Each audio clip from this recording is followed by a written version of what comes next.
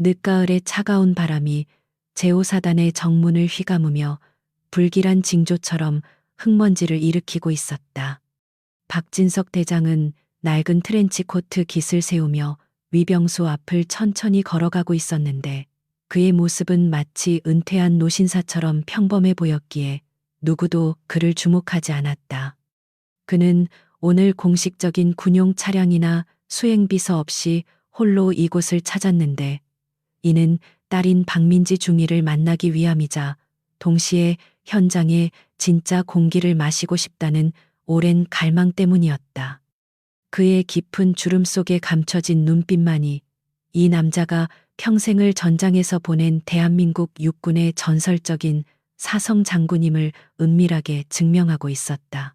위병소를 통과하는 절차는 생각보다 까다로웠지만 그는 자신의 신분을 밝히는 대신 미리 준비해둔 일반 면회개경 출입증을 제시하며 묵묵히 절차를 따랐다. 젊은 위병들은 그가 누구인지 상상조차 하지 못한 채 건성으로 경례를 붙였고 박진석은 그들의 풀린 군기를 보며 내심 씁쓸한 미소를 지었다. 그는 화려한 의전과 보고서에 가려진 군대의 민낯을 보는 것에 익숙했으나 오늘따라 유난히 스산한 기운이 등골을 타고 흐르는 것을 느꼈다. 멀리서 들려오는 구호 소리는 힘차기보다는 지쳐 있었고 병사들의 눈빛에는 생기 대신 막연한 두려움과 피로가 서려 있었다. 그가 딸이 소속된 중대 행정반 건물을 향해 걸음을 옮길 때 본관 뒤편에 으슥한 공터에서 날카로운 고성이 들려왔다. 그것은 훈련 중에 의뢰 들을 수 있는 기합 소리가 아니라 감정이 섞인 명백한 폭언이었기에 박진석의 발걸음은 본능적으로 그쪽을 향해 소리 없이 미끄러져 들어갔다. 그는 수십 년간 정찰병으로 복무하며 익힌 기술을 발휘하여 마른 낙엽조차 밟지 않고 건물 모퉁이의 그림자 속으로 몸을 숨겼다. 그곳에는 3명의 군인이 서 있었는데 한 명은 대령 계급장을 단 중년의 사내였고 나머지 2명은 고개를 푹 숙인 젊은 장교와 병사였다. 대령의 얼굴은 분노로 붉게 상기되어 있었으며 그는 손에 든 지휘봉으로 병사의 방탄 헬멧을 툭툭 치며 모욕적인 언사를 쏟아내고 있었다. 그 병사는 갓 입대해 자대 배치를 받은 지 얼마 되지 않아 보이는 이등병이었는데 공포에 질려 입술을 파르르 떨고 있었다. 대령은 병사가 관등성명을 제대로 대지 못했다는 사소한 이유를 들며 인격적인 모독을 서슴지 않았고 이는 명백히 군법을 위반하는 행위였다. 박진석은 주먹을 꽉 쥐었지만 아직은 나설 때가 아니라고 판단하며 차가운 이성을 유지한 채 상황을 주시했다.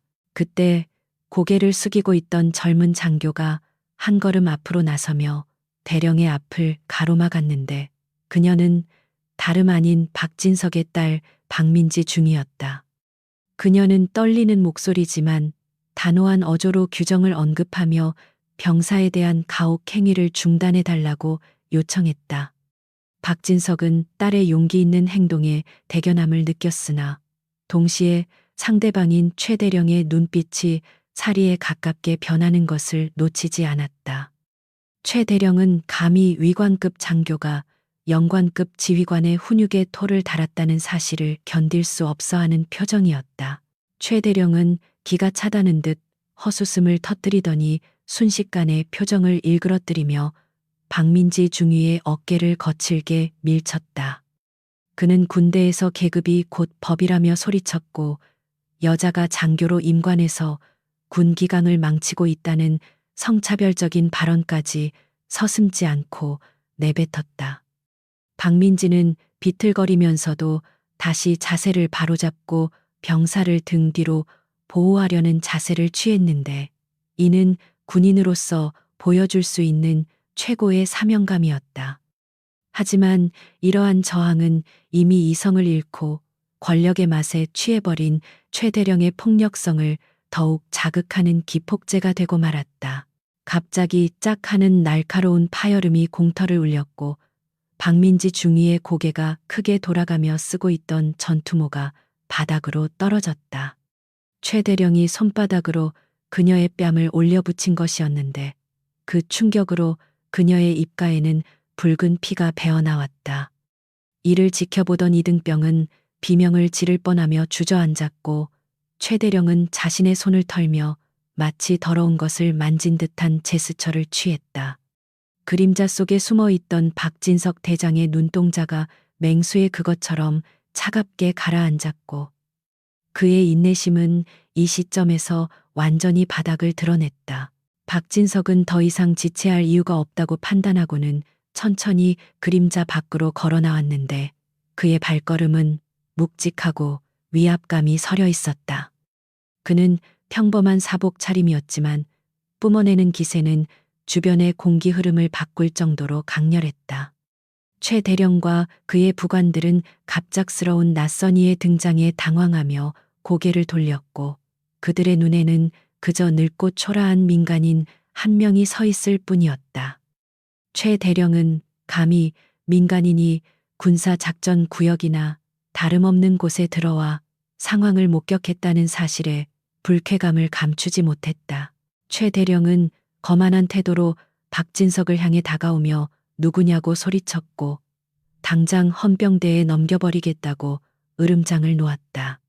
그는 박진석이 입고 있는 낡은 코트와 희끗희끗한 머리카락을 보며 그를 길 잃은 노인이나 잡상인 취급을 하며 경계심을 풀었다.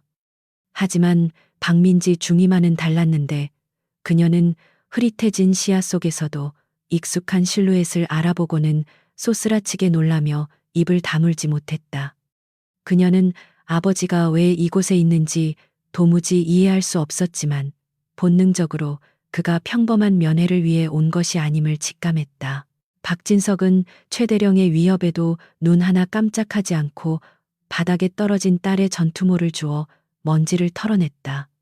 그는 아주 낮고 침착한 목소리로 폭력을 멈추고 정식 절차를 따르라고 말했는데 그 목소리에는 거부할 수 없는 힘이 실려 있었다.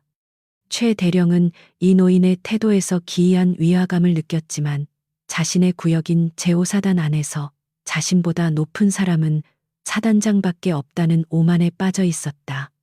그는 박진석의 경고를 비웃으며 부관들에게 저 미친 노인을 당장 끌어내 무릎을 꿇리라고 명령했다.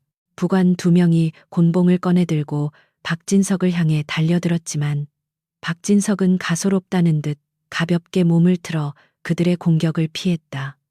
그는 평생을 단련한 무술 실력으로 부관 하나의 손목을 가볍게 제압하고는 그를 최 대령 쪽으로 밀쳐버렸다. 이 짧은 순간의 움직임은 군더더기 없이 완벽했으며 단순한 노인의 몸놀림이 아니라는 것을 증명했다. 최 대령은 당황하여 뒷걸음질 쳤지만 곧바로 허리춤에 차고 있던 권총집에 손을 갖다 대며 극단적인 위협을 가하려 했다. 박진석은 최 대령의 행동을 보며 이 부대가 얼마나 썩어 있는지를 뼈저리게 실감했고 마음속으로 이미 사단 전체에 대한 대대적인 감사를 결심했다. 그는 딸에게 다가가 괜찮으냐고 묻는 대신 강인한 눈빛으로 그녀를 안심시키며 자신의 뒤로 물러서 있게 했다. 박민지는 아버지의 등에서 느껴지는 거대한 산과 같은 안도감에 울컥했지만 지금 상황이 얼마나 위험한지 알기에 긴장을 늦추지 않았다. 최 대령은 이제 이성이 마비된 상태로 민간인이 군인에게 폭력을 행사했다며 즉결 처분도 불사하겠다고 고래고래 소리를 질러댔다. 이 소란을 듣고 주변 행정반에 있던 다른 간부들과 병사들이 하나둘씩 창문으로 내다보거나 밖으로 나오기 시작했다. 그들은 평소 공포의 대상이었던 최 대령이 낯선 노인과 대치하고 있는 기이한 광경을 목격하고 수군거렸다. 하지만 누구도 감히 최 대령의 분노를 살까 두려워 끼어들지 못했고 그저 숨죽여 지켜볼 뿐이었다. 박진석은 이 모든 상황이 자신에게 불리하게 돌아가고 있음을 알았지만 오히려 이 공개적인 장소가 최 대령의 파멸을 위한 완벽한 무대가 될 것이라 생각했다. 최대령은 병사들에게 저 노인을 포박하라고 명령했고 위계 질서에 짓눌린 병사들은 머뭇거리며 박진석을 에워싸기 시작했다. 박진석은 어린 병사들에게 손대지 말라고 엄하게 꾸짖으며 자신이 직접 헌병대로 가겠으니 길을 안내하라고 말했다. 그는 저항 없이 연행되는 길을 택함으로써 최대령의 방심을 유도하고 더 깊은 곳에서 문제를 터뜨릴 계획이었다. 최대령은 자신의 승리라고 착각하며 비열한 웃음을 지었고 박진석의 손목에 수갑을 채우라고 지시했다. 박민지는 울부짖으며 아버지는 민간인 신분이니 함부로 대하지 말라고 소리쳤지만 최대령은 그녀의 말을 무시했다. 차가운 금속 수갑이 대한민국 육군 서열 1위인 대장의 손목에 채워지는 순간 박진석의 눈빛은 더욱 깊고 어두워졌다. 그는 수갑의 차가운 감촉을 느끼며 이 모욕이 훗날 제5사단의 정화라는 거대한 불길로 되돌아올 것임을 예감했다. 그는 최 대령에게 이 행동에 대한 책임을 감당할 수 있겠느냐고 마지막으로 물었지만 돌아온 것은 조롱 섞인 욕설뿐이었다. 헌병들이 박진석을 거칠게 밀치며 영창이 있는 건물로 끌고 가기 시작했고 박민지는 절망적인 표정으로 그 뒤를 따르려 했으나 제지당했다. 최 대령은 박민지에게도 근신 처분을 내리겠다고 위협하며 그녀를 행정반에 감금하라고 지시했다. 박진석은 끌려가면서도 고개를 돌려 딸을 향해 고개를 끄덕여 보였는데 그것은 곧 모든 것이 해결될 것이라는 무언의 약속이었다. 영창으로 향하는 길은 멀고도 험했지만 박진석의 머릿속에서는 이미 제5사단을 뒤집어 엎을 시나리오가 빠르게 완성되고 있었다. 영창의 철문이 닫히고 좁고 습한 독방에 갇힌 박진석은 비로소 깊은 한숨을 내쉬며 벽에 기대앉았다. 그는 주머니 속에 숨겨둔 비상용 통신 장비가 아직 발각되지 않았음을 확인하고는 조용히 때를 기다렸다. 밖에서는 최대령이 승리감에 도취되어 부하들에게 무용담을 늘어놓고 있었지만 그는 자신이 건드린 사람이 누구인지 꿈에도 모르고 있었다.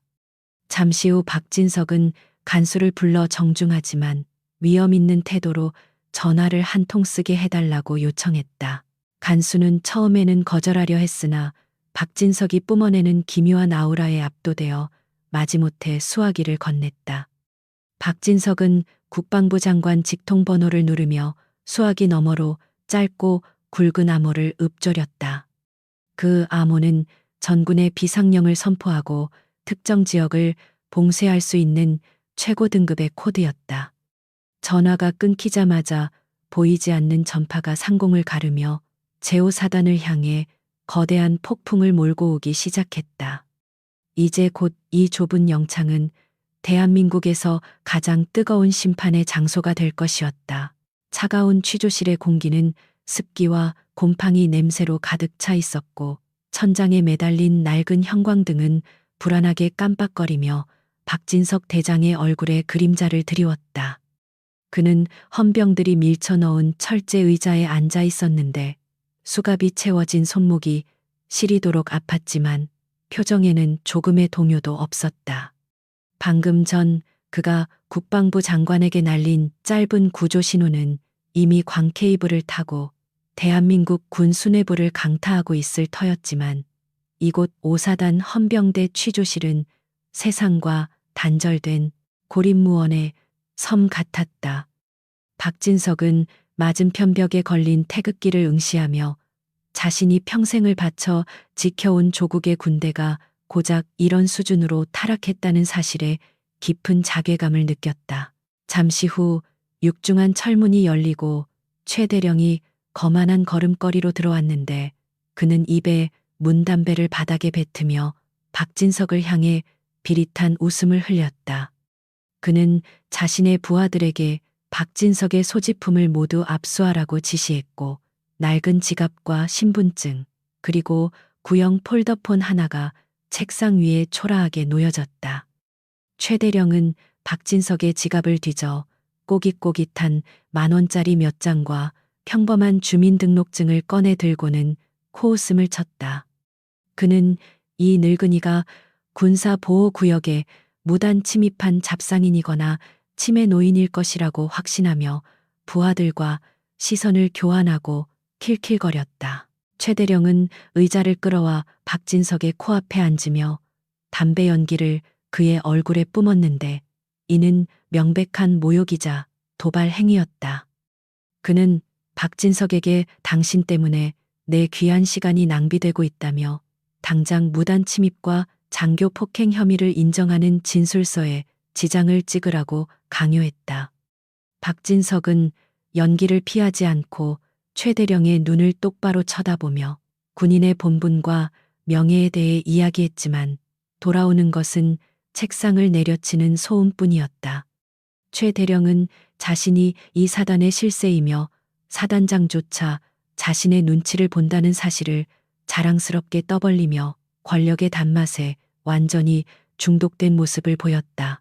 취조실 밖 행정반에서는 박민지 중위가 헌병들에게 가로막힌 채 안절부절 못하며 발을 동동 구르고 있었는데 그녀의 눈가는 이미 붉게 충혈되어 있었다. 그녀는 헌병들에게 안에 있는 분이 누구인지 제발 확인해 달라고 애원했지만 헌병들은 최대령의 보복이 두려워 그녀의 말을 귀담아 듣지 않았다. 박민지는 아버지가 단순히 폭행을 당하는 것을 걱정하는 것이 아니라 아버지가 참아왔던 분노를 터뜨릴 때 발생할 파국적인 결과를 더 두려워하고 있었다. 그녀는 아버지가 호랑이라고 불렸던 이유를 누구보다 잘 알고 있었기에 지금 이 상황이 사단 전체의 목을 조르는 밧줄이 되고 있음을 직감했다. 다시 취조실 안으로 시선이 옮겨지면 박진석은 최대령의 폭언을 묵묵히 들으며 그의 군복에 부착된 약장과 명찰의 상태를 세밀하게 관찰하고 있었다. 규정에 어긋나게 부착된 휘장들과 제대로 닦지 않아 광이 죽은 전투화는 이 지휘관의 정신 상태가 얼마나 해이해져 있는지를 단적으로 보여주는 증거였다. 박진석은 마음속으로 최대령의 죄목을 하나하나 기록하고 있었으며 이는 나중에 열릴 군사 재판에서 그를 파멸로 이끌 결정적인 근거가 될 것이었다. 그는 이따금씩 입을 열어 최대령의 논리적 모순을 지적했는데 그때마다 최대령의 얼굴은 불그락푸르락하며 감정적으로 변해갔다. 최대령은 말로써 이 노인을 굴복시킬 수 없다는 것을 깨닫고는 더 비열하고 야비한 방법을 사용하기로 마음먹었다. 그는 박진석에게 당신이 여기서 버티면 버틸수록 밖에 있는 당신 딸의 군 생활은 지옥으로 변할 것이라고 협박했다. 그는 박민지를 최전방 격오지로 보내버리거나 있지도 않은 횡령 혐의를 뒤집어 씌워 불명예 제대를 시키는 것은 자신에게 식은 죽먹기라고 으름장을 놓았다. 딸을 인질로 삼은 이 비겁한 협박은 박진석의 영린을 건드리는 최악의 실수였으며 잠자던 호랑이의 코털을 뽑는 행위나 다름없었다.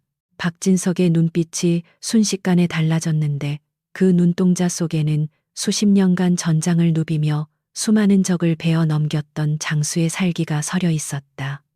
그는 낮지만 묵직한 목소리로 자식의 앞길을 막겠다는 협박은 군복을 입은 자가 할 소리가 아니라고 일갈했다. 그 순간 취조실의 온도가 몇 도는 떨어진 듯한 서늘한 기운이 감돌았고 최대령 옆에 서 있던 젊은 헌병은 본능적인 공포를 느끼며 뒷걸음질 쳤다. 그 헌병은 박진석의 손을 결박한 수갑이 미세하게 떨리는 것을 보았는데 그것은 두려움 때문이 아니라 끓어오르는 분노를 억누르기 위한 처절한 인내심의 발로였다. 한편 같은 시각 대한민국 국방부 지하 벙커 상황실에서는 붉은색 경고등이 요란하게 돌아가며 긴박한 사이렌 소리가 울려 퍼지고 있었다. 당직 사령은 모니터에 뜬 코드 블랙 경보를 보고 자신의 눈을 의심했는데 이는 전시 상황이나 국가 원급 인사의 신변에 중대한 위협이 발생했을 때만 발령되는 최고 등급의 신호였다. 호출 발신지의 좌표가 최전방도 아닌 후방의 제5사단 위병소 근처라는 것이 확인되자 상황실은 벌집을 쑤신 듯 아수라장으로 변했다. 장관에게 직보가 올라갔고 육군 참모총장은 집무실에서 뛰쳐나와 헬기를 준비하라는 고함을 질렀다. 국방부 장관은 창백해진 얼굴로 수화기를 들고 박진석 대장의 현재 위치를 재차 확인하며 등골에 식은땀이 흐르는 것을 느꼈다. 전설적인 전쟁 영웅이자 현역 서열 1위인 사성 장군이 예고도 없이 일개 사단에 갔다가 구조 신호를 보냈다는 것은 상상조차 하기 싫은 최악의 사태를 의미했다. 장관은 즉시 제5사 단장에게 전화를 걸었으나 통신 보안을 위해 구체적인 상황을 설명하는 대신 당장 사단 내의 모든 병력을 대기시키고 외부인의 출입을 통제하라는 불호령을 내렸다. 영문을 모르는 오사단장은 사령부의 갑작스러운 호통에 혼비백산하여 비상 소집 사이렌을 울리기 시작했다. 다시 오사단 헌병대 취조실에서는 최 대령이 박진석의 뺨을 때리기 위해 손을 치켜들고 있었고 팽팽한 긴장감이 공간을 지배했다. 그때 책상 위에 놓여 있던 낡은 전화기가 울리기 시작했는데 그것은 내선 전화가 아니라 박진석이 압수당했던 그 구형 폴더폰이었다. 압수된 전화기가 울린다는 것은 통신 차단 조치를 뚫고 들어오는 비상 연락망이 가동되었다는 뜻이었지만 최 대령은 그 의미를 알지 못했다. 그는 짜증스러운 표정으로 전화기를 집어들고 전원을 끄려 했으나 화면에 뜬 발신자 이름을 보고 멈칫할 수밖에 없었다. 액정에는 국방장관이라는 네 글자가 선명하게 찍혀 있었고 최 대령은 순간 자신의 눈을 의심하며 헛것을 보고 있다고 생각했다. 그는 장난 전화라고 치부하며 전화기를 바닥에 던지려 했으나 박진석이 조용히 입을 열어 그 전화를 받는 것이 좋을 것이라고 충고했다. 박진석의 목소리는 너무나 침착하고 확신에 차 있어서 최 대령은 마치 최면에 걸린 듯 홀린 기분으로 통화 버튼을 눌렀다. 수화기 너머에서는 국방부 장관의 다급하고도 분노의 찬 목소리가 천둥처럼 터져나왔고 최 대령의 얼굴색은 순식간에 흑빛으로 변해갔다. 전화를 받는 최 대령의 손이 사시나무 떨듯 떨리기 시작했고 그의 동공은 지진이 난 듯 격렬하게 흔들렸다. 수화기 너머의 목소리는 지금 당장 그 앞에 있는 분에게 경례를 붙이고 무릎을 꿇어 사죄하라고 명령하고 있었는데 최 대령은 도저히 이 상황을 이해할 수 없었다. 그는 멍한 표정으로 박진석을 바라보았고 박진석은 여전히 수갑을 찬 채로 의자에 기대어 그를 싸늘하게 내려다보고 있었다. 최 대령의 머릿속에서는 대장, 사령관, 전설 같은 단어들이 뒤죽박죽 섞이며 그가 저지른 짓의 무게가 현실로 다가오기 시작했다. 밖에서 들려오기 시작한 헬리콥터의 로터 소리가 점점 커지며 건물의 유리창을 덜덜거리게 만들었고 이는 단순한 훈련 비행 소리가 아니었다. 그것은 마치 하늘이 무너져 내리는 듯한 굉음이었으며 수십 대의 헬기가 동시에 접근하고 있음을 알리는 전주곡이었다. 헌병대 건물 밖에서는 수많은 군용 차량들이 급정거하는 소리와 군화 발자국 소리가 요란하게 들려왔고 누군가가 확성기로 헌병대의 완전 포위를 선언하고 있었다. 최 대령은 전화기를 힘없이 떨어뜨렸고 바닥에 떨어진 전화기에서는 여전히 장관의 고함 소리가 흘러나오고 있었다. 박진석은 천천히 몸을 일으키며 수갑이 채워진 두 손을 책상 위에 올려놓았는데 그 소리가 천둥 소리보다 더 크게 최 대령의 심장을 강타했다. 그는 최 대령에게 이제 상황 파악이 되느냐고 물었고 그 목소리에는 자비라고는 찾아볼 수 없는 절대적인 권위가 담겨 있었다. 최 대령은 다리에 힘이 풀려 그 자리에 주저앉았고 그의 입에서는 의미를 알 수 없는 신음 소리만이 새어나왔다. 취조실의 문이 부서질 듯 열리며 완전 무장한 특수부대원들이 들이닥칠 준비를 하는 소리가 문 밖에서 들려왔다. 박진석은 문을 향해 시선을 돌리지 않고 오직 최 대령만을 응시하며 지금부터가 진짜 심판의 시작임을 눈빛으로 알렸다. 최 대령은 자신이 건드린 노인이 단순한 퇴역 군인이 아니라 대한민국 군대 그 자체나 다름없는 존재였음을 깨닫고 절망의 나락으로 떨어졌다. 박진석의 입가에 아주 희미하고 차가운 미소가 스쳐 지나갔는데 그것은 사냥감이 덫에 완벽하게 걸려들었음을 확인한 사냥꾼의 미소였다. 헬기의 굉음이 정점에 달하며 모든 소음을 집어삼켰고 제5사단의 운명은 이제 박진석의 손바닥 위에 놓이게 되었다. 수화기 너머의 고함 소리가 끊어진 후 취조실에는 무거운 침묵만이 감돌았고 오직 낡은 형광등의 미세한 소음만이 그 공간을 채우고 있었다. 최 대령은 마치 보이지 않는 거대한 손에 목덜미를 잡힌 듯 숨조차 제대로 쉬지 못하고 바닥에 주저앉아 멍하니 허공을 응시했다. 책상 위에 놓인 박진석 대장의 구형 휴대폰은 더 이상 울리지 않았지만 그 존재만으로도 취조실의 공기를 납덩이처럼 무겁게 짓누르고 있었다. 박진석은 의자에 등을 기댄 채 차가운 눈빛으로 자신의 손목에 채워진 은색 수갑을 내려다보며 깊은 생각에 잠겼다. 취조실 밖의 상황은 안쪽의 정적과는 정반대로 급박하게 돌아가고 있었는데 굉음을 내며 접근하던 헬기들이 하나둘씩 연병장에 착륙하기 시작했다. 거대한 로터가 일으키는 강력한 바람은 헌병대 건물의 유리창을 뒤흔들었고 흙먼지가 피어올라 사방을 분간하기 힘들게 만들었다. 영문을 모르는 5사단 병사들은 전쟁이라도 난 것처럼 전투복을 갖춰 입고 뛰쳐나왔지만 지휘체계가 마비되어 우왕좌왕할 뿐이었다. 그들은 하늘을 새카맣게 뒤덮은 헬기 부대가 적군이 아닌 아군의 최정예 부대라는 사실을 깨닫고 더욱 큰 공포에 휩싸였다. 연병장에 가장 먼저 착륙한 검은색 지휘 헬기에서 내린 인물은 인근 군단을 총괄하는 삼성 장군인 군단장이었다. 그는 프로펠러가 멈추기도 전에 문을 박차고 뛰어내렸는데 평소의 냉철한 모습은 온데간데 없고 얼굴은 사색이 되어 있었다. 뒤이어 도착한 사단장의 지프차도 급정거하며 흙탕물을 튀겼고 사단장은 군모도 제대로 쓰지 못한 채 차에서 굴러 떨어지듯 내렸다. 두 장군은 서로 눈을 마주칠 새도 없이 헌병대 건물을 향해 전력 질주를 시작했는데 이는 대한민국 건군 이래 보기 드문 기이한 광경이었다. 헌병대 입구를 지키던 초병들은 별 3개와 별 2개가 동시에 자신들을 향해 달려오는 것을 보고 얼어붙어 경례조차 붙이지 못했다. 군단장은 가로막는 초병을 거칠게 밀쳐내며 박진석 대장이 갇혀있는 곳이 어디냐고 사자우를 토해냈다.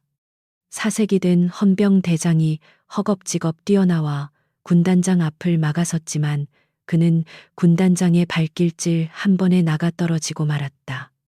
사단 전체가 이토록 끔찍한 하극상을 저질렀다는 사실에 군단장의 이성은 이미 마비된 상태였고 오직 박진석의 안위만을 확인해야 한다는 일념뿐이었다.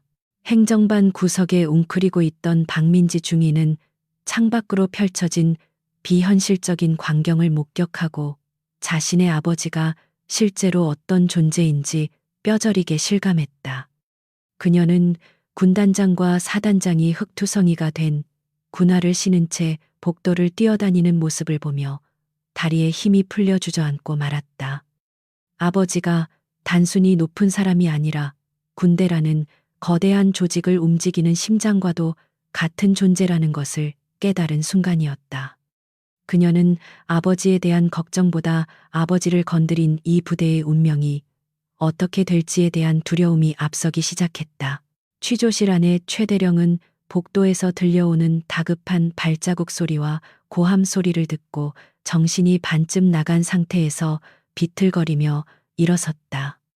그는 본능적으로 자신의 파멸이 문 밖에 와 있음을 감지하고 떨리는 손으로 박진석의 수갑을 풀어주려 열쇠를 꺼내들었다.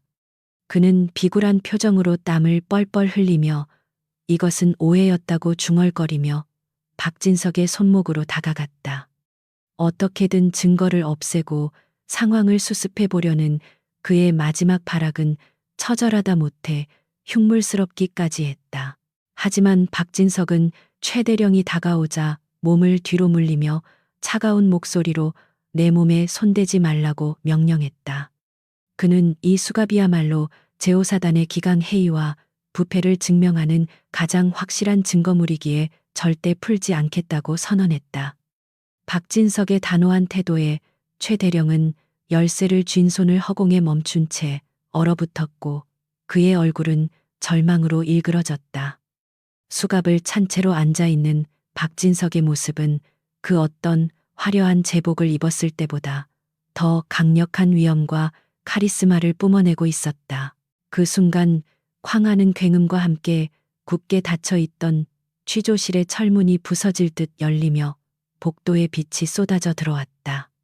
문을 박차고 들어온 것은 숨을 헐떡이는 군단장과 그 뒤를 따르는 사단장이었는데 그들은 방 안의 광경을 보고 그 자리에서 석상처럼 굳어버렸다.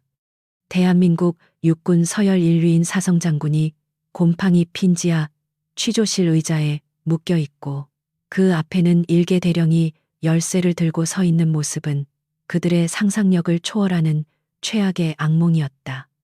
군단장의 눈동자가 지진이 난 듯 흔들렸고 사단장은 입을 벌린 채 비명조차 지르지 못했다. 군단장은 떨리는 무릎을 억지로 지탱하며 박진석 앞으로 다가가 거수경례를 올렸으나 손끝이 심하게 떨리고 있었다. 그는 충성이라는 구호를 외치려 했으나 목이 메어 소리가 나오지 않았고 대신 죄송하다는 말만 반복하며 고개를 숙였다. 사단장은 그제야 정신을 차리고 바닥에 무릎을 꿇으며 대장님을 알아보지 못한 불충을 용서해 달라고 읍소했다. 방 안의 공기는 두 장군의 공포와 박진석의 침묵이 뒤엉켜 질식할 듯 무겁게 가라앉았고 최대령은 구석으로 뒷걸음질치며 몸을 숨기려 했다. 박진석은 천천히 자리에서 일어나며 수갑이 채워진 두 손을 들어 올려 그들에게 보여주었는데 철그럭거리는 금소금이 취조실을 날카롭게 갈랐다. 그는 군단장과 사단장을 번갈아 쳐다보며 내 군생활 40년 만에 아군에게 포로로 잡힌 것은 이번이 처음이라고 나직하게 말했다. 그 말은 폭언보다 더 무섭게 두 지휘관의 가슴을 후벼 팠고 그들은 감히 고개를 들 수 없었다. 박진석은 이 수갑을 채운 자가 누구인지 그리고 왜 이런 일이 벌어졌는지 설명해 보라며 차분하지만 서슬퍼런 질문을 던졌다. 군단장은 핏발선 눈으로 구석에 처박혀 있는 최대령을 노려보았고 그 눈빛에는 당장이라도 그를 찢어 죽이고 싶은 사리가 담겨 있었다. 최대령은 다리가 풀려 바닥에 주저앉은 채 오줌을 지리며 살려달라고 애원했지만 이미 때는 늦어 있었다. 군단장은 헌병대장을 호출하여 당장이 미친 자를 끌어내고 즉결 심판에 넘길 준비를 하라고 고함쳤다.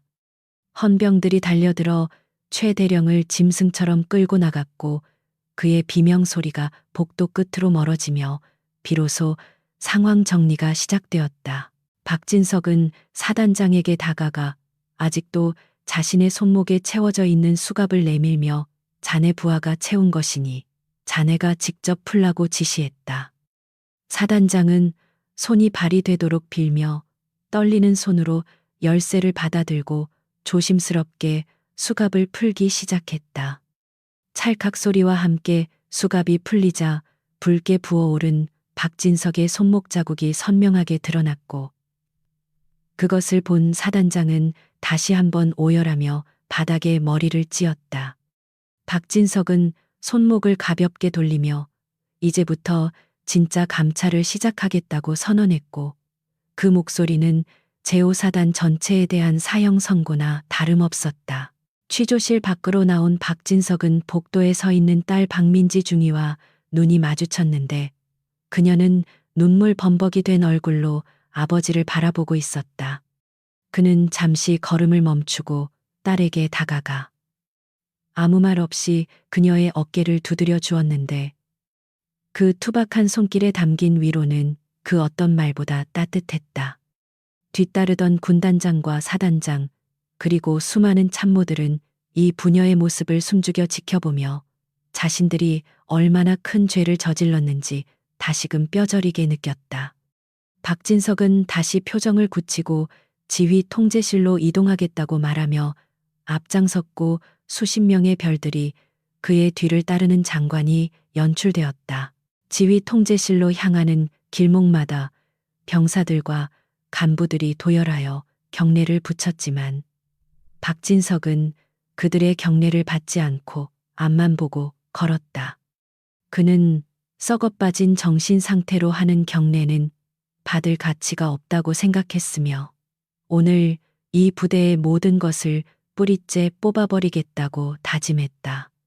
그의 머릿속에는 이미 관련된 모든 지휘관의 명단과 징계 수위 그리고 부대 개편안이 그려지고 있었다.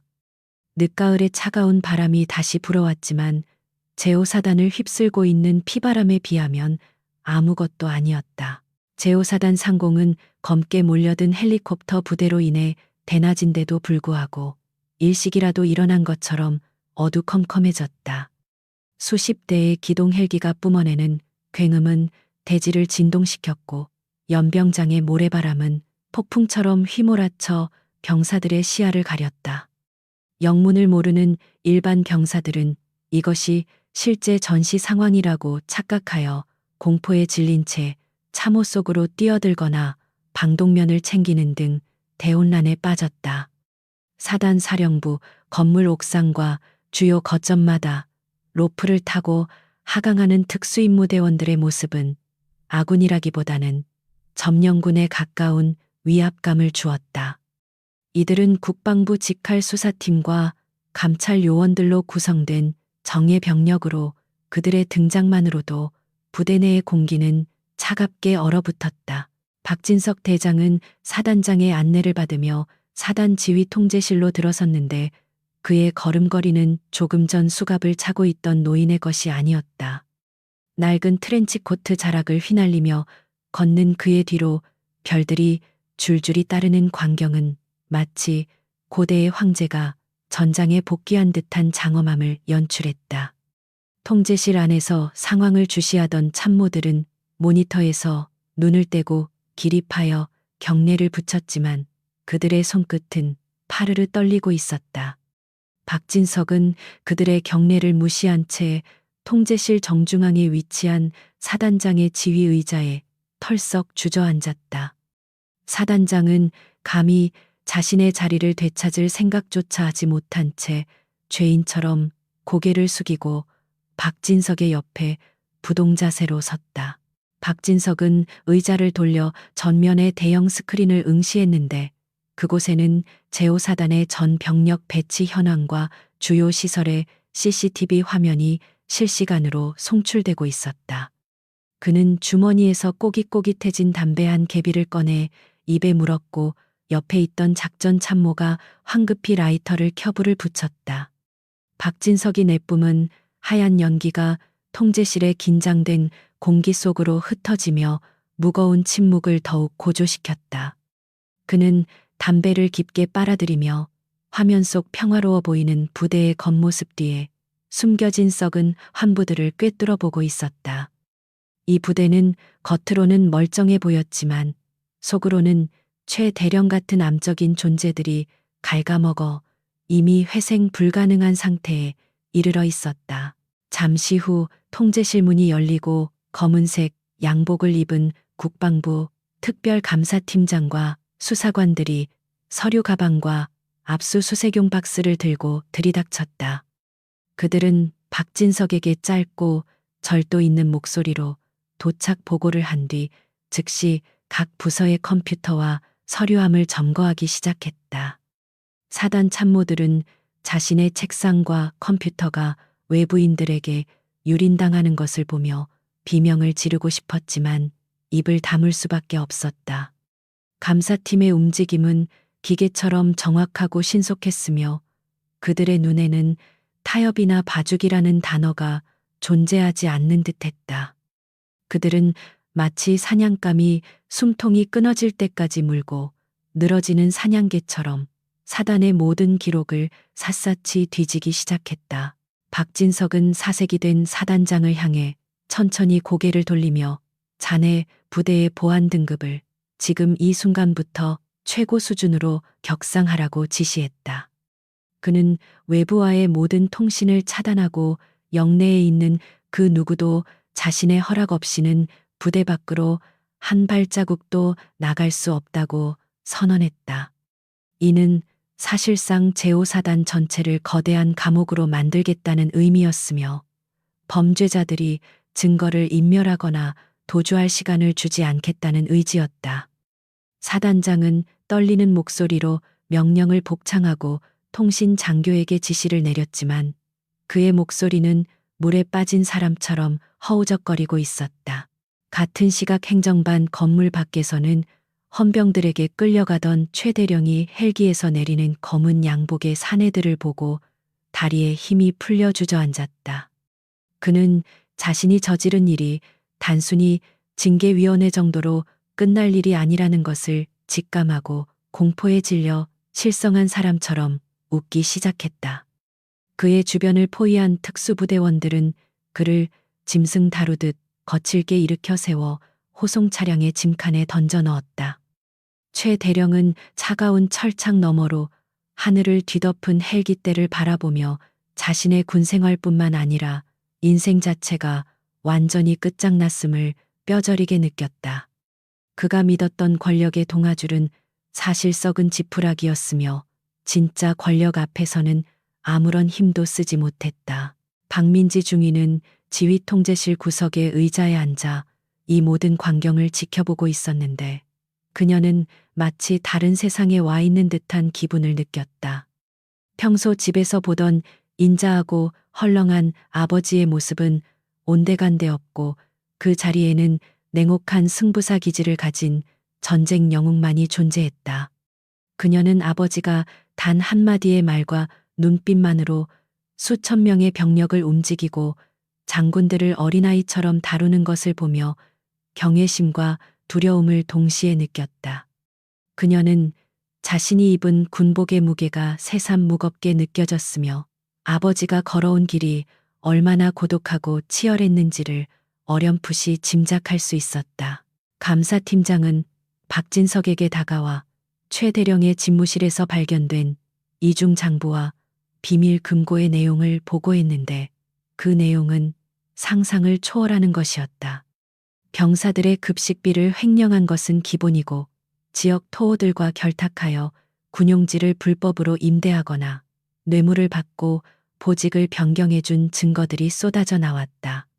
박진석은 보고서를 넘겨보며 혀를 찼는데 이는 단순한 개인의 일탈이 아니라 사단 지휘부 전체가 묵인하거나 방조하지 않고서는 불가능한 규모였기 때문이었다. 사단장은 박진석의 시선을 피하며 식은땀을 비오듯 흘렸고 그의 심장은 죄책감과 공포로 터질 것만 같았다. 박진석은 사단장에게 보고서를 집어던지며 이것이 자네가 지휘하는 부대의 민낯이라고 차갑게 일갈했다. 종이들이 눈처럼 흩날리며 바닥에 떨어졌고 사단장은 무릎을 꿇고 변명을 하려 했으나 입이 떨어지지 않았다. 박진석은 무능도 죄악이며 부하의 범죄를 몰랐다면 그것은 지휘관으로서 자격 미달이고 알면서 묵인했다면 공범이라고 못 박았다. 통제실 안에 있던 모든 간부들은 그 말 한마디에 고개를 들지 못했고 자신들의 안위도 장담할 수 없는 처지임을 깨닫고 전율했다. 박진석의 분노는 뜨거운 불이 아니라 모든 것을 얼어붙게 만드는 절대 영도의 얼음과 같았다. 해가 지고 어둠이 깔리기 시작했지만 제오사단은 수백 개의 서치라이트로 인해 대낮처럼 밝았고 헬기의 소음은 멈추지 않았다. 부대 곳곳에서는 감사팀에 의해 적발된 비리 장교들이 줄줄이 연행되어 나오고 있었고 그들의 표정은 하나같이 절망으로 가득 차 있었다. 병사들은 생활관 창문으로 그 광경을 내다보며 평소 자신들을 괴롭히던 간부들이 죄수처럼 끌려가는 모습에 묘한 카타르시스를 느꼈다. 박진석은 통제실 창가에 서서 불박힌 영내를 내려다보며 이제야 비로소 썩은 살을 도려내는 대수술이 시작되었음을 실감했다. 박진석은 뒤에 서 있는 군단장에게 시선을 돌리지 않은 채 이번 사건은 제오사단만의 문제가 아닐 수도 있다고 넌지시 말했다. 군단장은 그 말의 의미를 파악하고 소스라치게 놀랐으나 박진석은 아랑곳하지 않고 수사의 범위를 군단 전체로 확대할 것을 암시했다. 그는 오늘 밤 이 부대의 모든 썩은 뿌리를 뽑아내고 내일 아침에는 완전히 새로운 태양이 뜨게 만들 작정이었다. 그의 머릿속에는 이미 다음 단계의 계획이 치밀하게 수립되어 있었고 그 계획에는 성역이나 예외란 존재하지 않았다. 박진석은 다시 의자에 앉아 감사팀장에게 최 대령과 연루된 모든 인원의 명단을 스크린에 띄우라고 지시했다. 화면 가득히 수십 명의 이름과 계급 그리고 사진들이 나열되었는데 그 중에는 사단 주요 보직자들은 물론 상급 부대의 고위 간부들도 포함되어 있었다. 통제실 안의 참모들은 자신의 이름이 화면에 뜰까봐 숨조차 제대로 쉬지 못하고 화면을 응시했다. 박진석은 붉은색 펜을 들어 화면 속의 이름들을 하나씩 체크하며 저승사자의 살생부를 작성하듯 냉혹하게 심판의 대상을 확정지었다. 지휘 통제실의 대형 스크린에는 붉은색 글씨로 표시된 수십 명의 비리 연루자 명단이 섬뜩하게 빛나고 있었고 그 아래에는 그들의 구체적인 혐의 내용이 낱낱이 적혀 있었다. 박진석 대장은 그 명단을 말없이 응시하다가 천천히 자리에서 일어나 사단장에게 전 병력을 당장 연병장에 집합시키라고 명령했다. 사단장은 한밤중에 전 병력을 집합시키는 것은 규정에 어긋나며 병사들의 피로도가 가중될 수 있다고 조심스럽게 건의했다. 하지만 박진석은 병사들이 피곤한 것은 부패한 지휘관들 때문이지 훈련 때문이 아니라고 일갈하며 당장 집합 사이렌을 울리라고 소리쳤다. 그의 목소리는 통제실의 두꺼운 방음벽을 뚫고 나갈 정도로 강력했고 사단장은 더 이상 토를 달지 못하고 비상소집 버튼을 눌렀다. 칠흑 같은 어둠이 내려앉은 제오사단 영내에 날카로운 비상소집 사이렌이 울려 퍼지자 잠들어 있던 병사들이 거친 숨을 몰아쉬며 막사 밖으로 쏟아져 나왔다. 그들은 완전 군장 상태로 연병장에 도열하라는 방송을 듣고 영문도 모른 채 군화끈을 조여매고 소총을 챙겨 뛰어나갔다. 연병장 주변에는 수십 대의 헬리콥터가 서치라이트를 비추고 있었고 그 불빛은 마치 죄인을 심판하는 하늘의 눈처럼 연병장 바닥을 하얗게 태우고 있었다. 병사들은 살을 애는 듯한 늦가을의 밤바람 속에서 오들오들 떨며 열을 맞췄고 그들의 입에서는 하얀 입김이 쉴 새 없이 뿜어져 나왔다. 수천 명의 병력이 도열을 마친 연병장은 팽팽한 긴장감으로 가득 차 있었고 누구 하나 기침 소리조차 내지 못하는 적막이 흘렀다.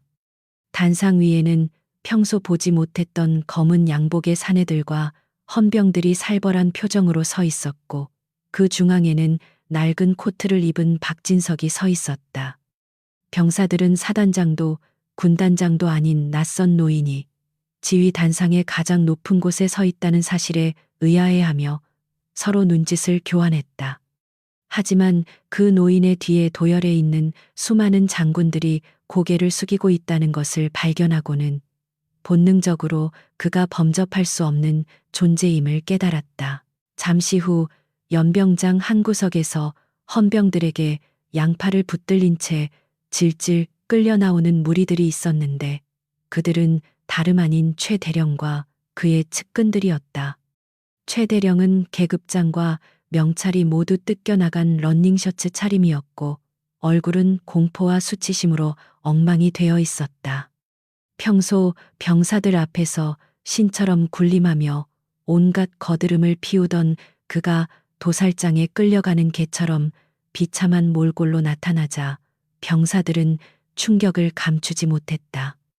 헌병들은 최 대령을 단상 아래 흙바닥에 무릎 꿇렸고 그는 고개를 들지 못한 채 흐느끼며 바닥만 내려다보고 있었다. 박진석은 단상에 마이크를 잡고 천천히 입을 열었는데 기계적인 소음과 함께 그의 중후한 목소리가 스피커를 통해 연병장 전체에 울려 퍼졌다. 그는 자신을 소개하기에 앞서 이 늦은 밤에 병사들을 고생시켜서 미안하다는 말로 연설을 시작했다.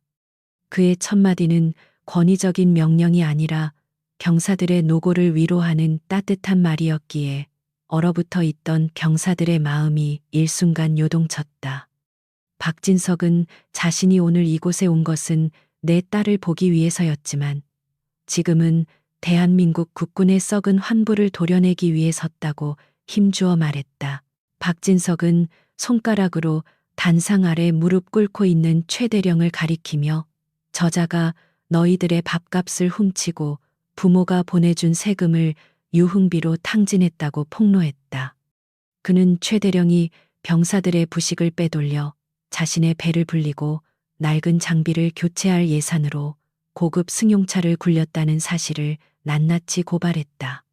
병사들의 눈빛은 점차 경악에서 분노로 바뀌었고 그동안 자신들이 겪었던 부당한 대우와 열악한 환경의 원인이 바로 저자에게 있었다는 사실에 치를 떨었다. 연병장의 공기는 병사들이 뿜어내는 뜨거운 적개심으로 달아올랐고 최 대령은 그 살기에 눌려 더욱 몸을 웅크렸다. 박진석은 목소리를 높여 군인의 명예는 계급장이 아니라 국가와 국민에 대한 헌신에서 나온다고 역설하며 병사들의 가슴을 뜨겁게 만들었다. 그는 저런 쓰레기 같은 자들이 지휘관이라는 탈을 쓰고 너희 위에 군림하게 내버려 둔 것에 대해 선배 군인으로서 깊이 사과한다고 말하며 고개를 숙였다. 사성 장군이 사병들 앞에서 고개를 숙여 사과하는 모습은 대한민국 건군 이래 단 한 번도 없었던 전무후무한 사건이었다.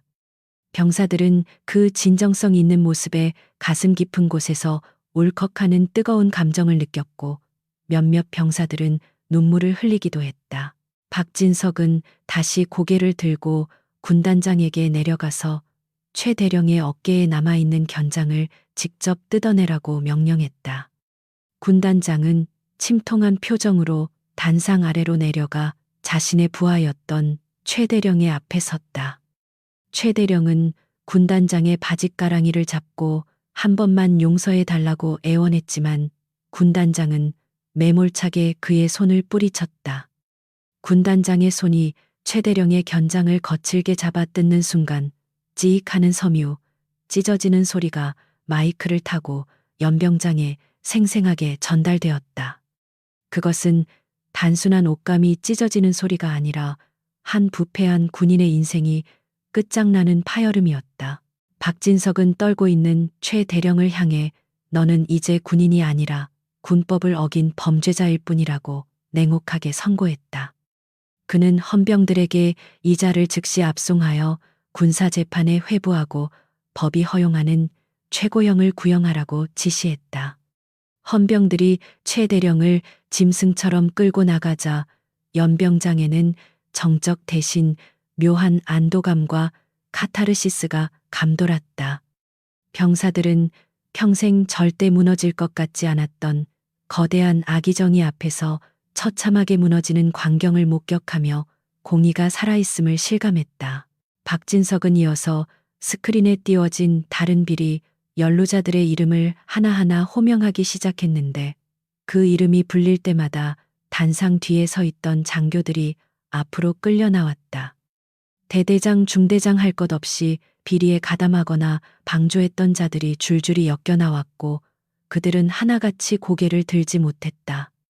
박진석은 이들에게도 똑같은 처분을 내리며 군대 내에 기생하는 독버섯들을 뿌리 뽑겠다는 의지를 확실하게 보여주었다. 이 광경을 지켜보는 병사들은 두려움보다는 통쾌함을 느꼈고 이 늙은 장군에 대한 무한한 신뢰를 보내기 시작했다. 박민지 중위는 단상 한편에서 이 역사적인 순간을 지켜보며 자신의 아버지가 얼마나 위대한 군인인지를 다시 한번 깨달았다. 그녀는 그동안 아버지의 그늘에서 벗어나려고만 했지. 그 그늘이 얼마나 넓고 정의로운 것인지는 미처 알지 못했었다. 그녀는 아버지가 단순히 힘으로 찍어 누르는 것이 아니라 도덕적 권위와 원칙으로 부대를 지휘하고 있음을 알게 되었다. 그녀의 눈에서는 존경과 감동의 눈물이 흘러내렸고 군인으로서 아버지의 뒤를 따르겠다는 새로운 다짐을 하게 되었다. 심판이 끝나고 박진석은 마지막으로 병사들을 향해 너희들이야말로 이 나라의 진정한 주인이며 영웅이라고 격려했다.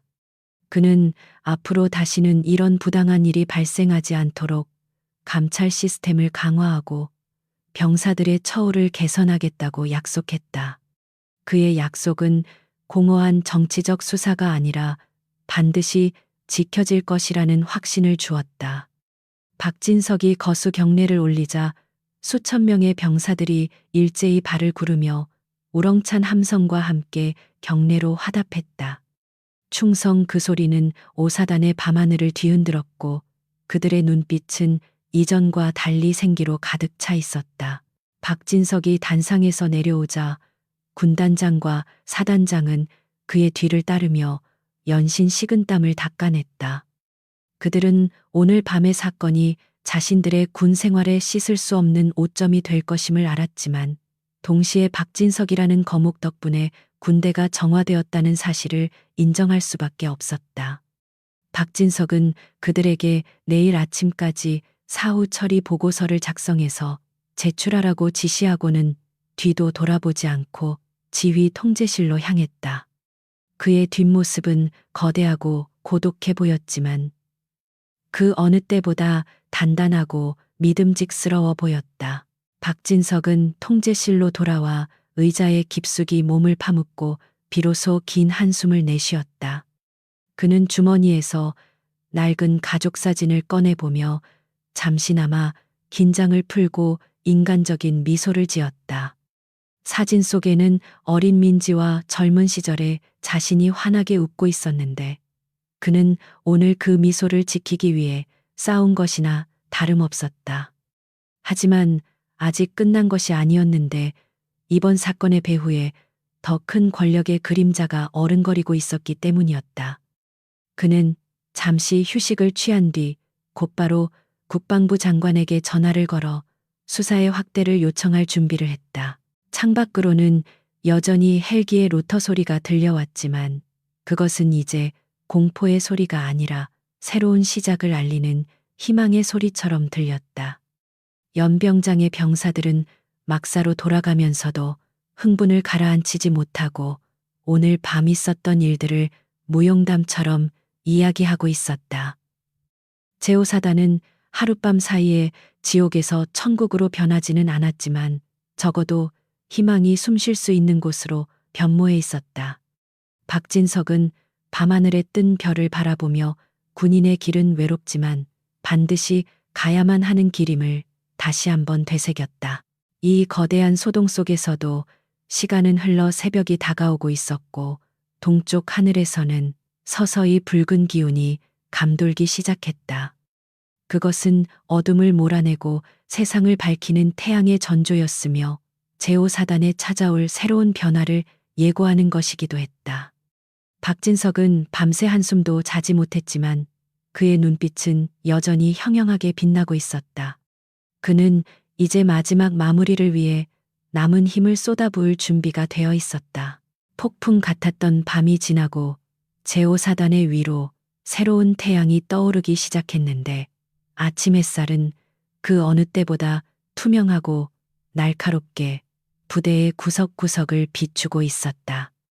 밤새도록 돌아가던 헬기의 로터 소리는 멈췄지만 사단 본부는 여전히 분주하게 움직이는 감사팀 요원들과 헌병들의 발걸음 소리로 가득 차 있었다.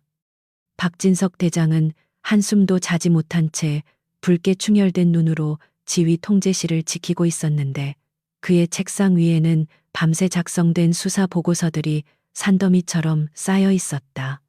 그는 차가운 블랙 커피를 한 모금 마시며 창밖을 응시했고 그의 어깨에는 대한민국 육군의 명예를 다시 세워야 한다는 무거운 책임감이 내려앉아 있었다. 감사팀이 밝혀낸 비리의 규모는 실로 충격적이었는데 최 대령을 중심으로 한 사조직이 부대의 보급 인사시설 등 모든 분야에 독버섯처럼 퍼져 있었기 때문이었다. 병사들이 먹어야 할 고기와 과일은 외부 식당으로 빼돌려졌고 겨울철 난방용 유류는 인근 주유소로 불법 매각되어 그들의 뒷주머니를 채우고 있었다. 박진석은 보고서를 한 장씩 넘길 때마다 치밀어 오르는 분노를 억누르느라 주먹을 꽉 쥐었고 종이는 그의 악력에 의해 구겨졌다. 그는 단순히 몇 명을 처벌하는 것으로 끝낼 일이 아니라 시스템 자체를 갈아엎어야만 이 썩은 고리를 끊을 수 있다고 판단했다. 박진석은 즉시 인사참모를 호출하여 이번 사건에 연루된 모든 간부들의 직무를 정지시키고 대기 발령 조치를 내리라고 명령했다. 명령을 받은 인사참모는 떨리는 손으로 문서를 작성했는데 그의 얼굴은 자신도 언제 불려갈지 모른다는 공포로 하얗게 질려 있었다. 사단 내의 주요 보직자들이 한꺼번에 직무정지를 당하자 지휘 공백이 우려되었지만 박진석은 썩은 살을 안고 가느니 차라리 도려내는 고통을 감수하겠다고 단호하게 말했다. 그는 인근 부대에서 유능하고 청렴한 장교들을 긴급 파견받아 임시 지휘 체계를 구축하도록 국방부에 요청했다. 오전 일과 시간이 되자 헌병대의 호송 버스가 줄지어 사령부 건물 앞으로 들어왔고 수갑을 찬 영관급 장교들이 하나둘씩 끌려 나오기 시작했다. 그들은 어제까지만 해도 부하들에게 호통을 치며 군림하던 자들이었지만 지금은 계급장이 떼어진 초라한 죄수복을 입고 고개를 숙인 채 버스에 올랐다. 행정반 창문 너머로 이 광경을 지켜보던 병사들은 믿기지 않는다는 표정으로 서로를 바라보며 웅성거렸고 그들의 눈에는 두려움 대신 묘한 희열이 감돌았다. 그동안 권력 뒤에 숨어 온갖 전횡을 일삼던 자들이 법의 심판대 위에 서게 된 것은 병사들에게 정의가 살아있음을 보여주는 가장 확실한 시청각 교육이었다. 박진석은 압송되는 간부들을 배웅하지 않고 집무실에 남아 군단장과 마주 앉아 무거운 침묵을 나누고 있었다. 군단장은 자신의 예하부대에서 이런 엄청난 일이 벌어진 것에 대해 책임을 통감하며 전역 지원서를 박진석의 책상 위에 올려놓았다. 박진석은 지원서를 물끄러미 바라보다가 그것을 다시 군단장 앞으로 밀어내며 지금 도망치는 것은 비겁한 행동이라고 질책했다. 그는 군단장에게 옷을 벗는 것으로 책임을 회피하지 말고 남아서 무너진 오사단을 다시 일으켜 세우는 것으로 죗값을 치르라고 명령했다. 점심시간이 되자 병사 식당의 풍경은 그 어느 때보다 활기차게 변해 있었는데 식판에 담긴 반찬의 질이 하루아침에 달라졌기 때문이었다. 정량 배식은 물론이고 그동안 구경하기 힘들었던 신선한 고기 반찬과 과일이 식판 가득 담겨 나오자 병사들은 환호성을 질렀다. 취사병들은 그동안 재료가 부족해 맛있는 밥을 해줄 수 없었던 미안함을 털어내듯 정성을 다해 배식을 했고 식당 안은 맛있는 냄새와 웃음소리로 가득 찼다. 이것은 박진석이 보급 라인을 정상화시키고 긴급 예산을 투입하여 병사들의 식탁부터 챙긴 결과였다. 어제 최 대령에게 폭행을 당했던 이등병은 식판을 받아들고 자리에 앉아 눈물을 글썽이며 밥을 떠먹고 있었다. 그는 어제까지만 해도 군 생활이 지옥 같았고 죽고 싶다는 생각뿐이었지만 오늘 먹는 따뜻한 밥 한 끼에서 다시 살아갈 힘을 얻고 있었다. 그의 동기들은 말없이 그의 어깨를 두드려주며 위로했고 그들은 이제 더 이상 부당한 대우를 참지 않아도 된다는 안도감을 공유했다. 박진석이라는 든든한 울타리가 생겼다는 사실 하나만으로도 병사들의 사기는 하늘을 찌를 듯 높아져 있었다. 박민지 중위는 식당 한 구석에서 병사들이 맛있게 밥을 먹는 모습을 지켜보며 아버지에 대한 존경심을 넘어선 경외감을 느꼈다. 그녀는 아버지가 단순히 권위로 찍어 누르는 것이 아니라 병사들의 가장 기본적인 권리를 지켜줌으로써 진정한 리더십을 발휘하고 있음을 깨달았다. 그녀는 그동안 아버지를 꼰대라고 생각하며 거리를 두었던 자신의 철없음을 반성했고 아버지가 짊어지고 있는 사성 장군의 무게가 얼마나 고독하고 무거운 것인지 이해하게 되었다. 그녀는 아버지가 만들어준 이 변화의 불씨를 자신이 이어받아 훌륭한 장교가 되겠다고 다짐했다. 오후가 되자 국방부 대변인은 긴급 브리핑을 통해 제5사단 사태에 대한 공식 입장을 발표하고 정군 차원의 특별 감찰을 예고했다. 언론은 박진석 대장의 결단력과 부정부패 척결 의지를 대서특필했고 국민들은 군의 자정 노력에 박수를 보내며 뜨거운 지지를 보냈다. 인터넷 커뮤니티에서는 박진석의 과거 무용담과 미담들이 쏟아져 나오며 그를 참군인의 표상으로 추앙하는 분위기가 형성되었다. 하지만 박진석은 그런 외부의 칭송에는 전혀 관심이 없었고 오직 눈앞에 놓인 부대 정상화 작업에만 몰두하고 있었다. 박진석은 임시 사단장으로 부임한 후배 장군에게 지휘권을 이양하는 절차를 밟으며 당부의 말을 아끼지 않았는데 그의 목소리는 엄격하면서도 따뜻했다. 그는 병사들을 내 자식처럼 아끼지 않는 지휘관은 적군보다 더 위험한 존재라는 것을 명심하라고 강조하며 초심을 잃지 말 것을 당부했다. 임시사단장은 박진석의 가르침을 가슴 깊이 새기며 5사단을 대한민국 최정예 부대로 다시 태어나게 만들겠다고 맹세했다. 박진석은 후배의 굳은 결의를 확인하고 비로소 굳었던 표정을 풀고 희미한 미소를 지어 보였다. 해질 무렵 박진석은 모든 일정을 마치고 사령부 건물 밖으로 나왔는데 붉게 물든 노을이 그의 낡은 트렌치 코트를 황금빛으로 감싸고 있었다. 연병장에는 오후 일과를 마친 병사들이 자유롭게 운동을 하거나 휴식을 취하고 있었고 그 평화로운 풍경은 어제의 지옥 같았던 모습과는 완전히 대조적이었다. 박진석은 멀리서 들려오는 병사들의 함성 소리를 들으며 자신이 군인으로서 해야 할 일을 마쳤다는 안도감을 느꼈다. 그는 비록 몸은 천근만근 무거웠지만 마음만은 깃털처럼 가벼워지는 것을 느끼며 주머니에서 담배를 꺼내 물었다. 그때 어디선가 나타난 박민지 중위가 아버지에게 다가와 조용히 라이터를 켜불을 붙여드렸는데 그녀의 눈가는 촉촉하게 젖어 있었다. 부녀는 말없이 나란히 서서 지는 해를 바라보며 그동안 쌓여있던 오해와 서운함을 눈빛으로 녹여내고 있었다.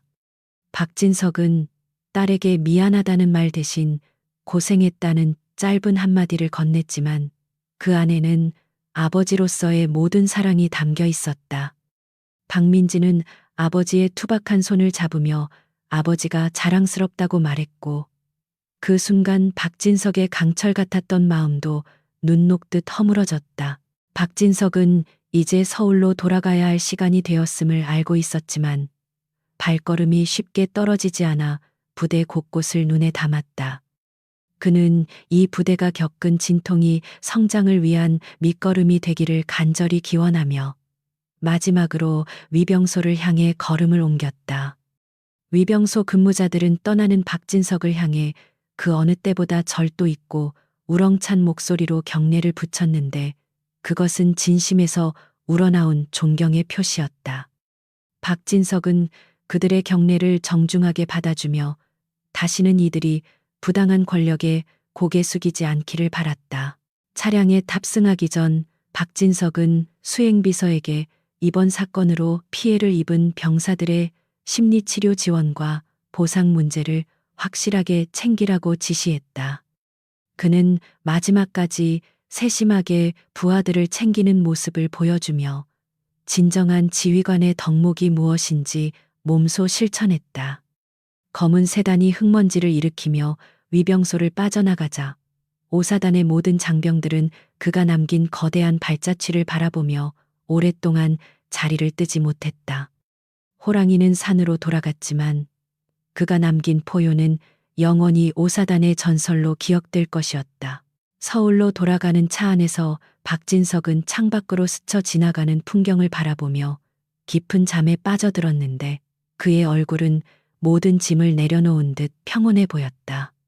그는 꿈속에서도 여전히 군복을 입고 전장을 누비고 있었지만 그곳에는 더 이상 아군을 괴롭히는 적은 존재하지 않았다.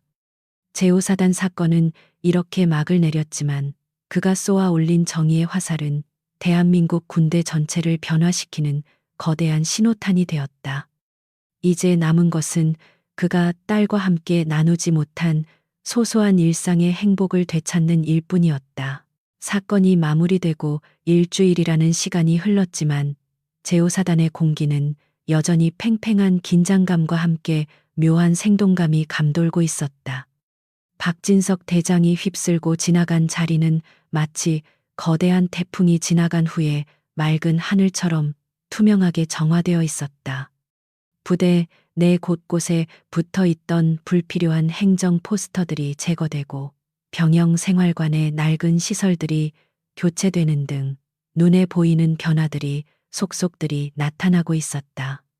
하지만 가장 큰 변화는 병사들의 눈빛이었는데 그들의 눈에는 더 이상 부당한 명령에 대한 두려움이나 체념이 아닌 군인으로서의 자부심이 서려 있었다. 연병장에서 들려오는 구호 소리는 과거의 기계적인 외침과는 달리 생기가 넘쳤고 그 울림은 사단 전체를 건강한 에너지로 채우고 있었다. 박민지 중위는 아침 점호를 마치고 행정반으로 돌아와 책상에 앉았는데 그녀의 뺨에는 아직 희미한 멍자국이 남아 있었다. 그 상처는 그녀에게 있어 수치스러운 기억이 아니라 부패한 권력에 맞서 싸운 영광스러운 훈장과도 같았다. 동료 장교들은 그녀를 대할 때 전보다 훨씬 더 조심스럽고 정중한 태도를 보였는데 그것은 그녀가 사성 장군의 딸이라서가 아니라 그녀가 보여준 용기 때문이었다. 그녀는 아버지의 후광이 아닌 자신의 능력과 소신으로 부대원들의 신뢰를 얻어가고 있었으며 이는 그녀가 군인으로서 한 단계 성장했음을 의미했다. 그날 오후 박진석 대장은 공식적인 일정을 모두 마치고 서울로 복귀하기 전 마지막으로 딸과 단둘만의 시간을 갖기로 했다. 그는 사단본부 뒤편에 위치한 조용한 숲길을 약속 장소로 정했는데 그곳은 인적이 드물어 방해받지 않고 대화를 나누기에 적합했다. 박진석은 군복이 아닌 편안한 사복 차림으로 벤치에 앉아 있었는데 늦가을의 낙엽이 그의 어깨 위로 떨어져 내리고 있었다. 그는 멀리서 걸어오는 딸의 모습을 바라보며 입가에 옅은 미소를 지었는데 그 미소에는 천하를 호령하는 장군의 위엄 대신 딸을 사랑하는 평범한 아버지의 따뜻함이 담겨 있었다. 박민지는 아버지 옆에 나란히 앉아 어색한 듯 손을 만지작거렸는데 어릴 적 이후로 이렇게 아버지와 단둘이 앉아 있는 것은 정말 오랜만이었다. 박진석은 말없이 딸의 뺨에 난 상처를 어루만지며 깊은 한숨을 내쉬었는데 그의 거친 손끝에서 느껴지는 떨림이 그녀에게 고스란히 전해졌다. 그는 자신이 조금 더 일찍 나서지 못한 것에 대해 미안해했지만 박민지는 고개를 저으며 아버지가 늦지 않게 와준 것만으로도 충분하다고 말했다. 그녀는 아버지가 그 순간에 나타나 주었기에 자신이 군인으로서의 자존감을 지킬 수 있었다고 진심으로 고백했다. 박진석은 먼 산을 바라보며 자신이 왜 처음에 바로 개입하지 않고 숨어서 지켜보았는지에 대해 천천히 설명하기 시작했다. 그는 딸이 스스로 문제를 해결하려고 노력하는 모습을 보고 싶었으며 그것이 장교로서 갖춰야 할 중요한 자질이라고 생각했다고 말했다. 하지만 폭력이 행사되는 순간 더 이상 참을 수 없었다고 말하며 군대 내에서 어떤 이유로든 신체적 폭력은 용납될 수 없는 최악의 범죄라고 강조했다. 그의 목소리에는 단호함이 묻어 있었지만 그 이면에는 자식을 보호하려는 본능적인 부성애가 깊게 깔려 있었다. 박진석은 이번 사건을 계기로 군복을 입은 자들이 가져야 할 도덕적 기준이 얼마나 엄격해야 하는지를 다시 한번 역설했다. 그는 계급이 올라갈수록 권한과 책임이 커지지만 그만큼 유혹도 많아진다는 사실을 딸에게 상기시키며 항상 초심을 잃지 말라고 당부했다. 그는 최 대령 같은 자들도 처음 임관했을 때는 누구보다 열정적인 군인이었을 것이라며 권력에 취해 타락하는 것은 한순간이라고 경고했다.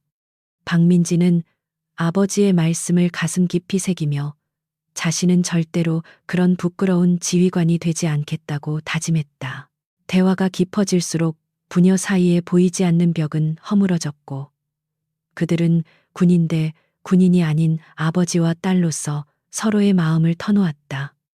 박진석은 민지가 어렸을 때 바쁘다는 핑계로 놀아주지 못했던 것과 졸업식조차 제대로 챙겨주지 못했던 지난 날들을 사과했다. 박민지는 서운했던 감정들이 눈 녹듯 사라지는 것을 느끼며 아버지의 어깨에 조용히 머리를 기대었다. 차가운 바람이 불어왔지만 두 사람 사이에는 따뜻한 온기가 흘렀고 이 순간만큼은 세상의 어떤 시련도 그들을 갈라놓을 수 없을 것 같았다. 시간은 야속하게 흘러 박진석이 떠나야 할 시간이 다가왔고 수행비서가 조심스럽게 다가와 출발 준비가 완료되었음을 알렸다. 박진석은 자리에서 일어나 딸의 어깨를 두드리며 이제 나는 서울로 가서 내 몫의 싸움을 계속할 테니 너는 여기서 내 몫을 다하라고 말했다. 그는 딸을 안아주는 대신 거수경례를 붙였는데 이는 딸을 더 이상 어린아이가 아닌 동등한 전우로 인정한다는 최고의 예우였다. 박민지는 눈시울이 붉어진 채 절도 있는 동작으로 답례를 하며 아버지의 뒷모습을 배웅했다. 박진석이 차에 오르자 임시 사단장을 비롯한 참모들이 도열하여 그를 향해 경례를 붙였고 그들의 표정에는 진심 어린 존경심이 담겨 있었다. 박진석은 창문을 내리고 그들에게 손을 흔들어주며 부디 병사들을 가족처럼 아껴달라는 마지막 부탁을 남겼다. 검은 세단이 부드럽게 미끄러져 나가자 박민지는 차가 시야에서 사라질 때까지 자리를 뜨지 않고 그곳을 지켰다.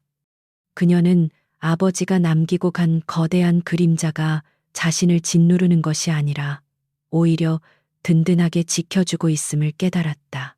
서울로 돌아가는 고속도로 위에서 박진석은 차창 밖으로 빠르게 지나가는 풍경을 바라보며 깊은 생각에 잠겼다.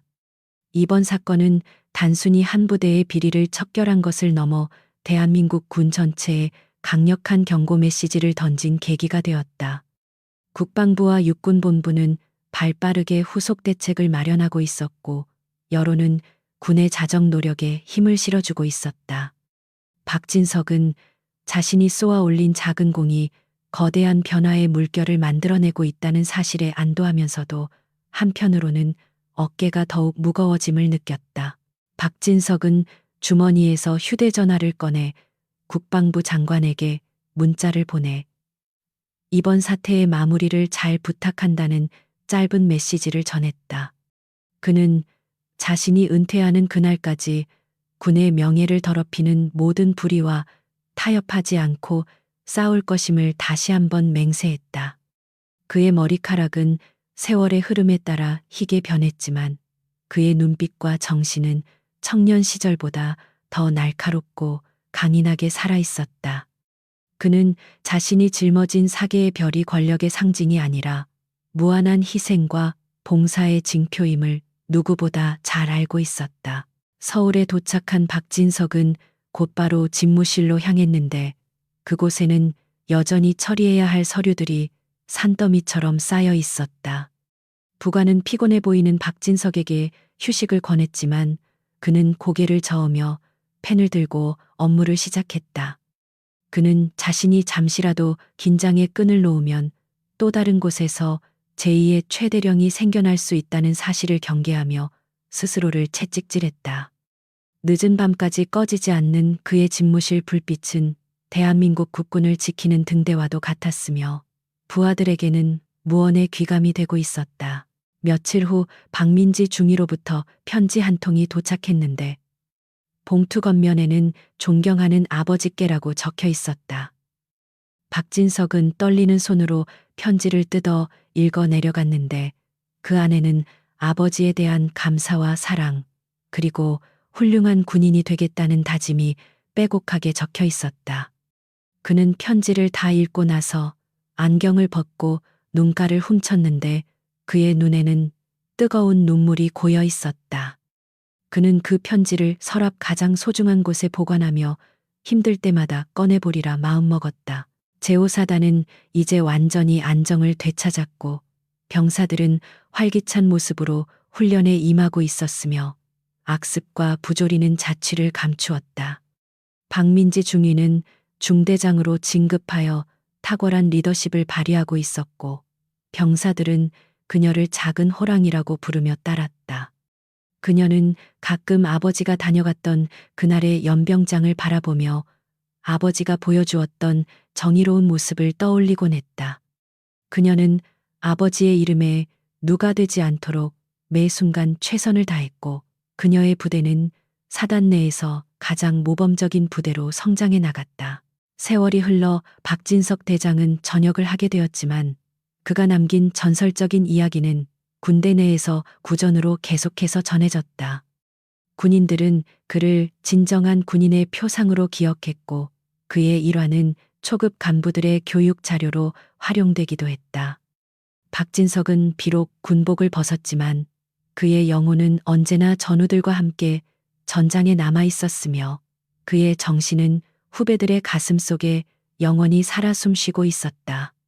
그는 퇴임식 날에도 화려한 훈장, 대신 낡은 전투화를 신고 단상에 올랐는데 이는 그가 평생 현장 지휘관으로 살았음을 보여주는 상징적인 모습이었다.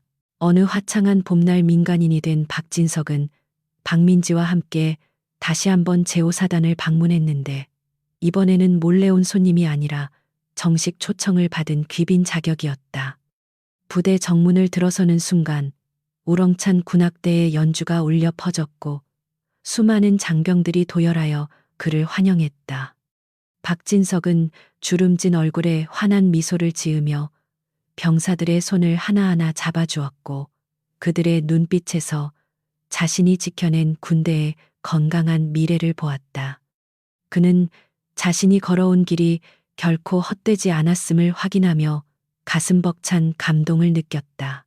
박민지는 늠름한 영관급 장교가 되어 아버지의 옆을 지키고 있었고 두 사람의 모습은 마치 한 폭의 그림처럼 아름다웠다.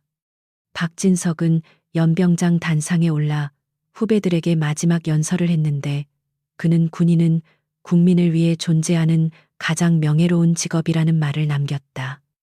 그의 목소리는 늙고 쉬어 있었지만 그 울림은 그 어떤 젊은이의 함성보다 크고 강렬하게 병사들의 가슴을 때렸다. 연설이 끝나자 하늘에서는 축하 비행을 하는 전투기들이 오색 연막을 뿌리며 지나갔고 연병장은 함성과 박수 소리로 떠나갈 듯했다. 모든 행사가 끝나고 박진석은 부대를 떠나며 차창 밖으로 멀어지는 태극기를 향해 마지막으로 거수 경례를 올렸다. 그의 눈가에는 회한과 보람이 뒤섞인 눈물이 맺혀 있었지만 입가에는 편안한 미소가 걸려 있었다. 그는 이제 무거운 짐을 내려놓고 평범한 노인으로 돌아가겠지만 그의 심장은 멈추는 날까지 조국과 군을 위해 뛸 것이었다. 차는 노을 속으로 사라졌지만 그가 남긴 정의와 신념의 불꽃은 영원히 꺼지지 않고 타오를 것이다. 이 이야기는 단순히 한 장군의 영웅담이 아니라 정의가 승리하고 원칙이 지켜지는 세상에 대한 우리 모두의 열망을 담고 있다. 박진석과 박민지 그리고 제5사단의 모든 장병들은 각자의 자리에서 묵묵히 자신의 임무를 수행하며 대한민국을 지탱하는 든든한 버팀목이 되어주고 있다.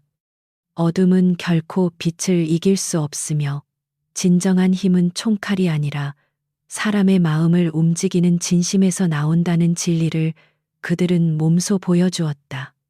그리고 그 전설은 지금도 대한민국 어딘가에서 또 다른 이름으로 계속되고 있을 것이다.